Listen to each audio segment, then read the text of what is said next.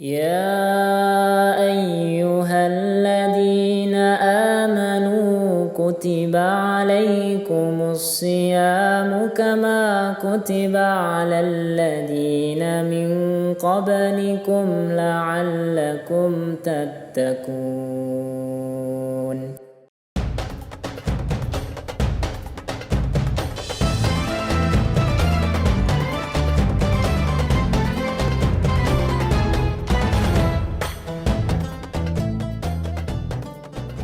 Assalamualaikum warahmatullahi wabarakatuh. Alhamdulillahirabbil alamin wa bihi nasta'inu ala umurid dunya waddin. Asyhadu an la ilaha illallah wa asyhadu anna Muhammadan abduhu wa rasuluh. Allahumma salli ala Muhammadin wa ala alihi wa ashabihi wattabi'ina ajma'in. Wa qala ta'ala fi kitabihil karim, A'udzu billahi minasyaitonir rajim. Bismillahirrahmanirrahim. Man kana yuridul hayatad dunya wa zinataha nuwaffi ilaihim a'malahum fiha wa hum fiha la yubkhasun. Ulaika alladzina laysa lahum fil akhirati ilan nar wa habita ma sana'u fiha wa batilum ma kanu ya'malun. Shadaqallahul azim. Ma'asyiral muslimin rahimakumullah.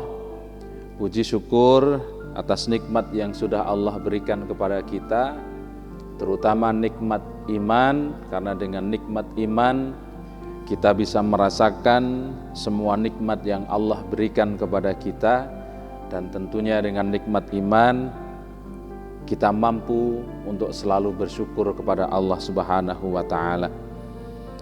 Salawat dan salam semoga tetap tercurah kepada junjungan kita Nabiullah Muhammad sallallahu alaihi wasallam. Ma'asyiral muslimin rahimakumullah. Pada kesempatan kali ini saya akan menyampaikan dua ayat dari surat Hud, ayat 15 dan ayat 16. Di dalam kitab tafsir Ibnu Katsir disampaikan bahwa dalam ayat ini, man kana yuridul hayatad dunya wa zinataha, barang siapa yang menghendaki kehidupan dunia dan perhiasannya.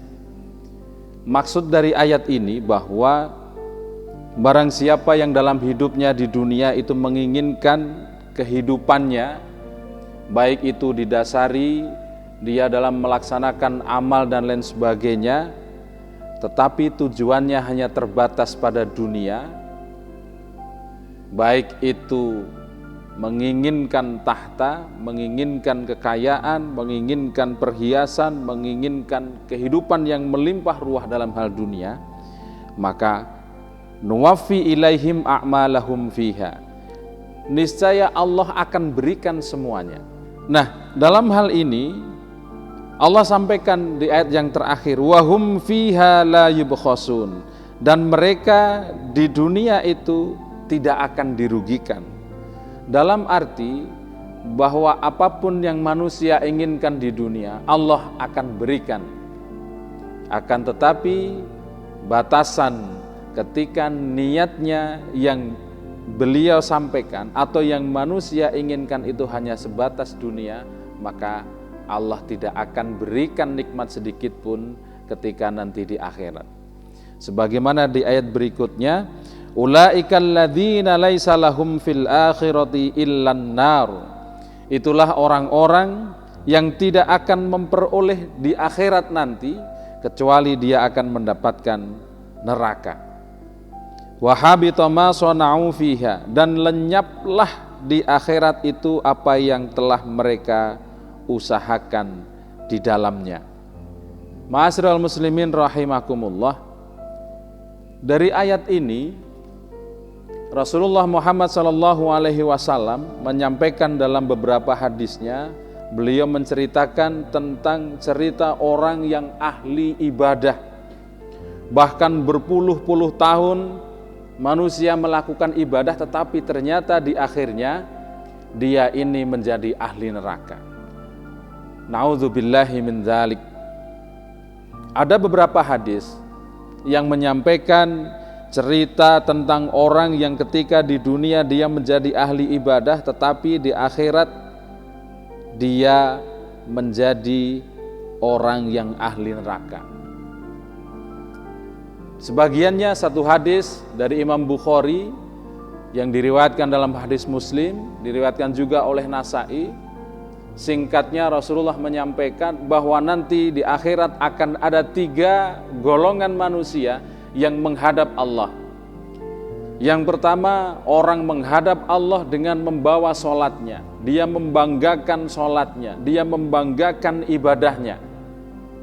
Lalu Allah tanya, apa yang engkau bawa untuk menghadapku? Orang ini menjawab, saya membawa sholatku ya Allah, saya tidak pernah meninggalkan sholatku. Maka surgalah pastinya tempatku wahai Allah. Maka Allah menjawab, tidak, saya lebih tahu apa yang ada di dalam hatimu, bahwa engkau sholat, engkau melakukan ibadah, hanya satu hal yang engkau inginkan, agar supaya engkau disebut orang yang soleh. Maka nerakalah tempatmu.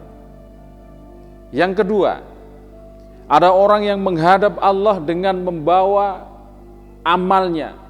Beliau ahli Al-Quran, selalu membaca Al-Quran, selalu mengajarkan Al-Quran. Maka ditanya oleh Allah, apa yang engkau bawa ketika engkau menghadapku? Wahai Allah, aku adalah orang yang ahli amal. Aku selalu membaca Al-Quran, aku selalu mengajarkan Al-Quran kepada umat manusia. Tetapi jawab Allah, wahai fulan, aku tahu apa yang ada dalam hatimu, bahwa engkau melakukan semua itu hanya satu yang engkau inginkan, agar engkau disebut sebagai orang yang soleh, agar engkau disebut menjadi orang yang ahli ibadah. Maka nerakalah tempatmu. Dan yang ketiga, yang terakhir, ada orang yang ketika di dunia dia berjihad, berperang di jalan Allah. Ketika menghadap Allah dan ditanya, Allah, apa yang engkau bawa? Wahai Allah, aku selalu terdepan di saat perang melawan musuh-musuhmu. Aku tidak pernah mempedulikan nyawaku.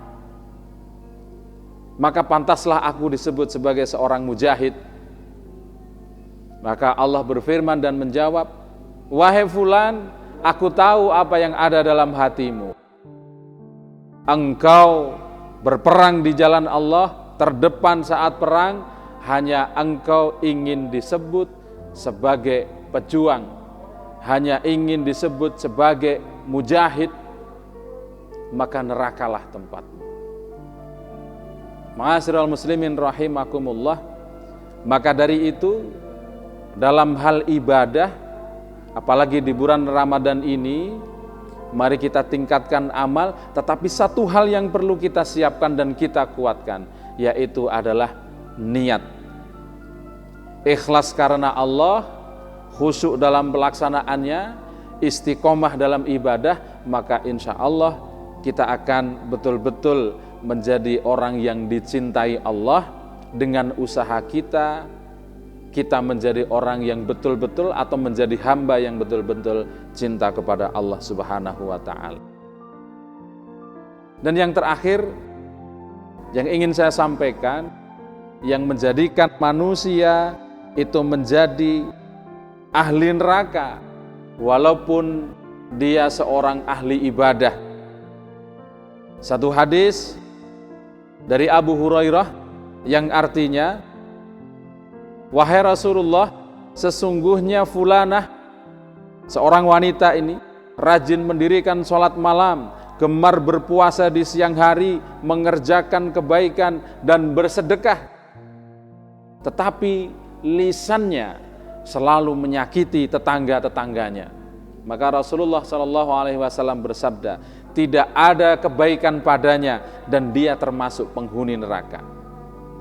Maka dari itu, wahai muslimin dan muslimat, jaga lisan kita dari ghibah. Jangan sampai lisan kita menyakiti orang-orang di sekitar kita. Dan jangan pernah tetangga-tetangga kita tidak nyaman hidupnya gara-gara lisan kita. Walaupun kita ahli ibadah, kita rajin sholat, kita rajin berpuasa, kita rajin mengaji, tetapi kalau kita tidak bisa menjaga lisan, kita selalu ghibah, bahkan menyakiti orang-orang di sekeliling kita, maka kita, sebagaimana hadis Rasulullah ini, maka kita akan menjadi ahli neraka di akhirat kelak. Ma'asyiral muslimin rahimakumullah, demikian yang bisa saya sampaikan ya, tentang bagaimana kita menjaga amal kita. Satu, luruskan niat, ikhlas karena Allah, sesuai dengan syariat Islam. Dan yang terakhir, jaga lisan kita agar kita tidak selalu menyakiti orang-orang di sekeliling kita, dan akhirnya kita mampu menjadi orang-orang yang betul-betul termasuk orang yang disebut oleh Allah dalam golongan la'allakum tattaqun, dan kita dijamin oleh Allah akan menempati jannah yang sudah Allah janjikan. Demikian, kurang lebihnya saya mohon maaf. Billahi fi sabilil haq, fastabiqul khairat. Assalamualaikum warahmatullahi wabarakatuh.